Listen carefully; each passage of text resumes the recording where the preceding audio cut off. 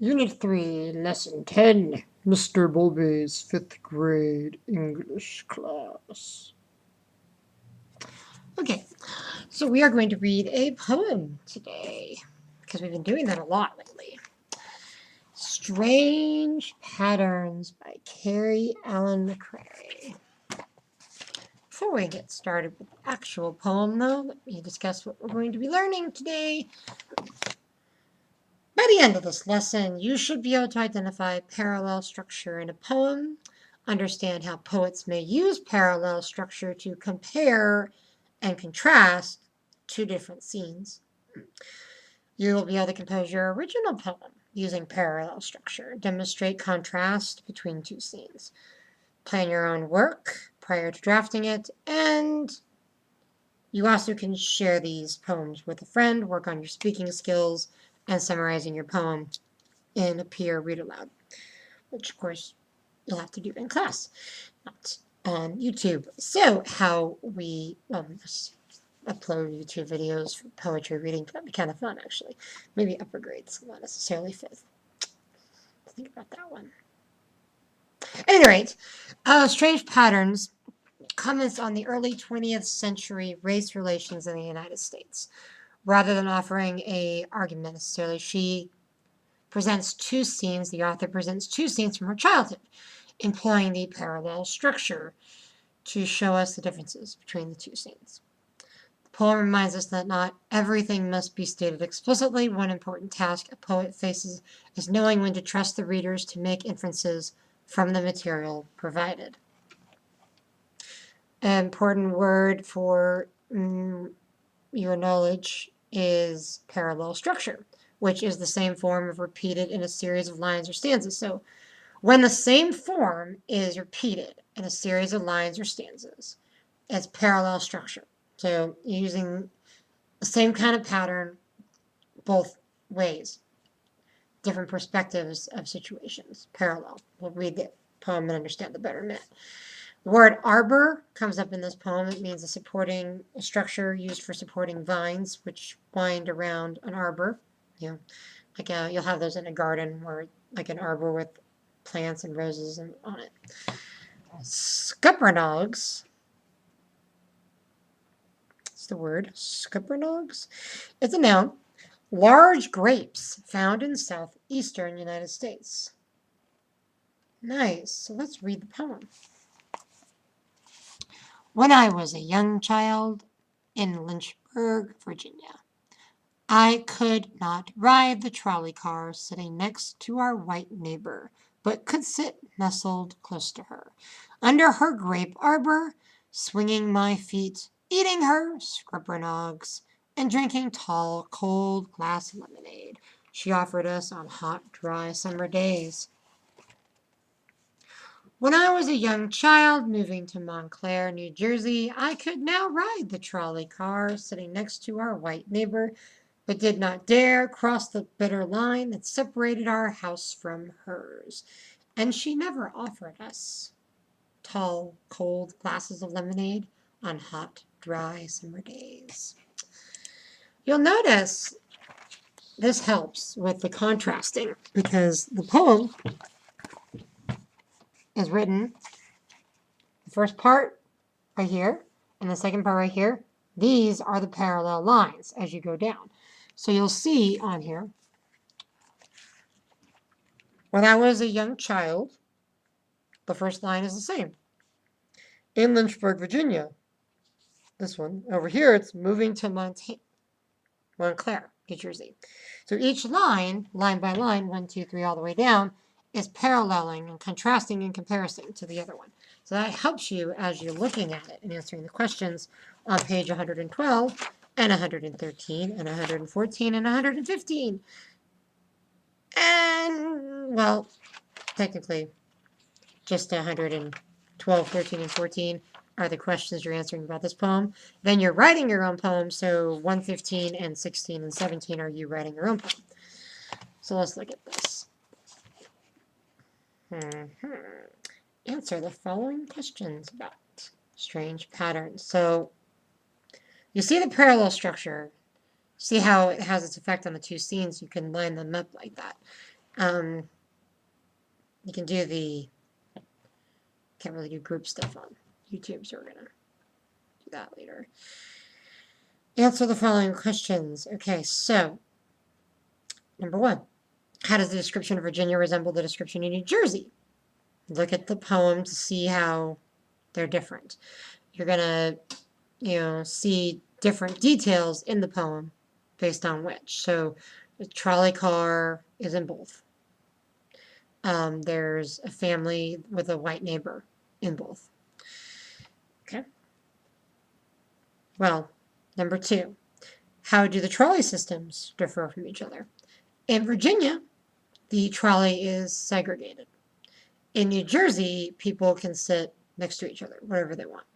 So in Virginia, they're very blacks, whites, African Americans, Caucasians. However, they divide them. They separated them because they didn't know better. So now the ones in New Jersey, was better. They could sit where they wanted to sit. So you would expect them to be a little bit more friendly, but, in Virginia, they're not really. So that's kind of odd. You might want to see number 3. Based on the way the trolley passengers are arranged in each state, who would you expect to be more friendly to McCrae? The white neighbor in Virginia or the white neighbor in New Jersey? So give your answer for that.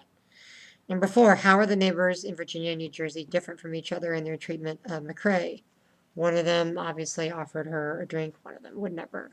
So that tells you that the neighbor in Virginia is less friendly than New Jersey. Well, no, it's not that way. You would expect it to be that way. Because the general assumption is that people in segregated communities are more resistant to minorities. So it's common to expect the Virginia neighbor to be less friendly. Now, number 5. McCrae mentions being nestled close to her white neighbor in Virginia based on the words she uses here. Now she does not. How does she seem to feel around this neighbor? So, if you're nestled close to somebody, you probably feel comfortable with them, at least safe. Number 6. Well, yeah. That's more of the answer to number 6. Because you're mentioning the bitter line that separates her house from her neighbor. Based on the word she uses, how does she feel around the neighbor? That's interesting. Because, yeah, that's not, you don't feel good about that. You feel separated or isolated from your neighbor. That bitter line in between the houses. It's this feeling of uncomfortable. So there's a difference between the question 5, which is talking about her neighbor in Virginia, versus the one in New Jersey.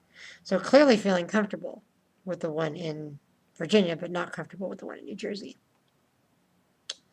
How does the title relate or explain the content of the poem? Strange patterns. She sings the patterns between the two, Virginia and New Jersey. Strange how different they are.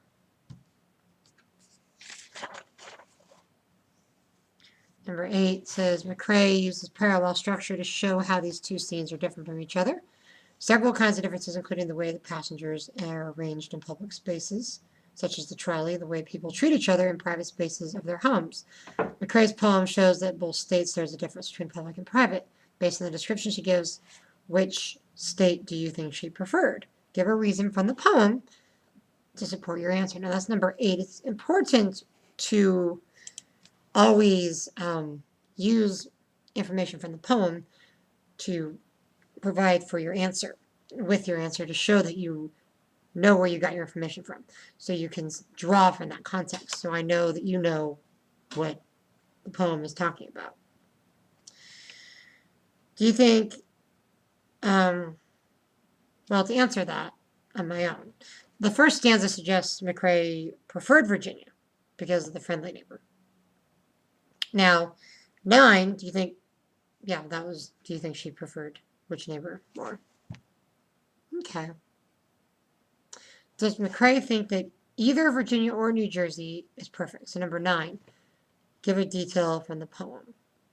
Are they perfect or not? Look at the textual evidence. Tell me what you think. Does McCrae think either Virginia or New Jersey is perfect? And tell me why. Now, 10.2. In this exercise, you will plan the next poem you will write. This poem will be like Carrie Allen McCrae's Strange Patterns because it will compare and contrast two situations that are similar but not exactly alike. Answer the questions below to plan your poem. So now, number 1, 2, 3, 4, and 5 are helping you plan the poem that you're going to write on page 117. Okay. Your poem will describe two situations that are similar but not exactly alike. Based on class discussion or own ideas, pick and write your own poem. So, some for examples.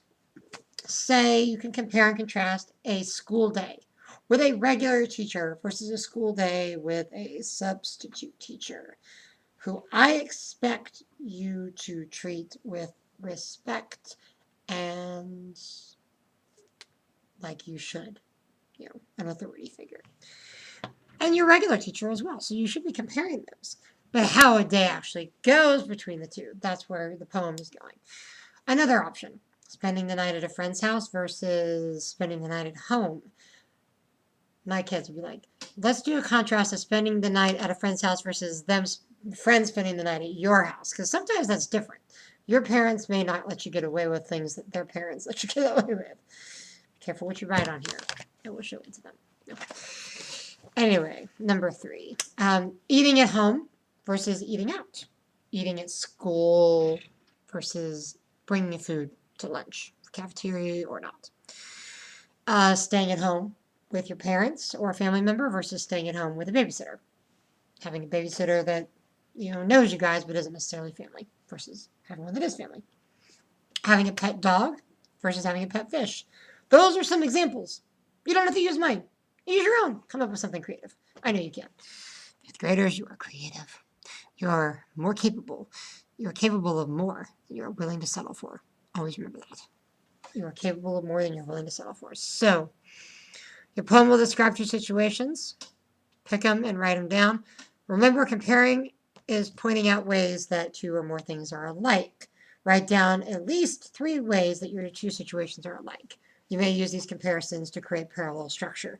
Remember, when contrasting is pointing out things that are different. Write down at least 3 ways that these things are different. So 2 and 3 helps you write those down. Then, which of these 2 things do you like better? Give the 2 reasons for each. Which do you like better? Remember, give 2 reasons for your answer. Number 5, remember McCrae did not say directly which state she likes best. She knows that we can infer. She's trusting us to infer from her poem which state she liked. Instead, she uses words like nestled close or bitter line to show how she felt about each situation. 2 phrases you can use to help your readers understand these poems you like best. So you write 2 phrases that you can help write those down. And 10.3, you will compose your poem. And I'm looking forward to reading those, boys and girls. Now, to close, we of course would share some in class, but what you learned about in this today is identifying parallel structure in a poem, understanding how poets use the parallel structure to contrast and compare 2 different scenes, and compose your own poem using parallel structure. That was lesson 10. Thank you, and good night.